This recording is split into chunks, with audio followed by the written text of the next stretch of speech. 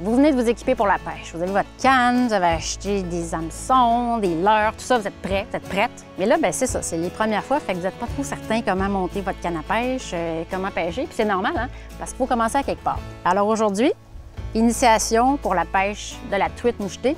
101. Déjà, on va passer le fil à pêche dans tous les anneaux de la canne, bien sûr. Et au bout de votre fil, vous allez mettre un premier émerillon à billes. Alors, cet émerillon-là, il faut l'attacher avec un nœud. Quel nœud? Le nœud de l'anguille. Vous ne savez pas comment faire? Allez voir sur Internet. C'est pas que je ne veux pas vous le montrer, mais ça va vite, cette capsule-là. Vous allez voir une petite vidéo d'une minute ou deux, il vous montre facilement comment faire ce nœud-là. Ensuite, on met quoi sur l'émerillon? Sur l'agrafe de l'émerillon, on va installer une cuillère. La cuillère de votre choix. Est-ce que vous en avez une qui est symétrique des deux côtés? Oui. On la met de quel bord? Ça n'a pas d'importance. N'importe quelle, c'est parfait. Sinon, si vous en avez une avec un bout plus mince et l'autre un peu plus large, vous mettez le bout profilé au bout de votre ligne à pêche et l'autre bout plus large, c'est là-dessus qu'on va venir installer un autre émerillon à billes. Et je spécifie à billes, pourquoi? Bien parce que ça va favoriser un meilleur mouvement sous l'eau, vous allez avoir une meilleure oscillation de votre cuillère et ça va empêcher aussi votre bas de ligne avec l'hameçon de vriller. Je vous le recommande fortement. Sur cet émerillon-là, vous venez mettre votre bas de ligne avec un hameçon. Donc, vous pouvez acheter des bas de ligne déjà montés. Moi, c'est ce que je fais. Ça marche super bien. Ou vous pouvez les monter vous-même, il n'y a pas de souci. Vous avez du fil et vous avez des hameçons, vous les montez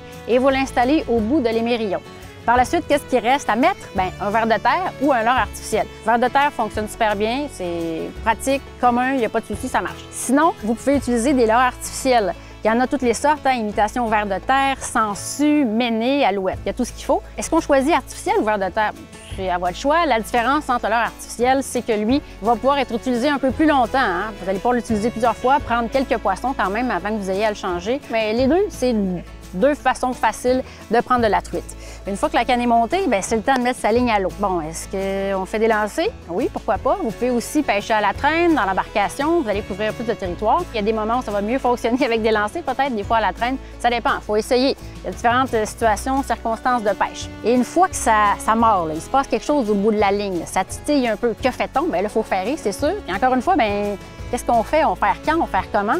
C'est l'expérience, l'essai-erreur, bien sûr, qui va vous donner la vérité. Mais à force d'essayer, à force de prendre du poisson, à force d'en perdre aussi, parce que ça fait partie de la vie, c'est comme ça que vous allez devenir un excellent ou une excellente pêcheur-pêcheuse. Je vous souhaite de bien vous amuser. Bonne pêche. Profitez-en bien.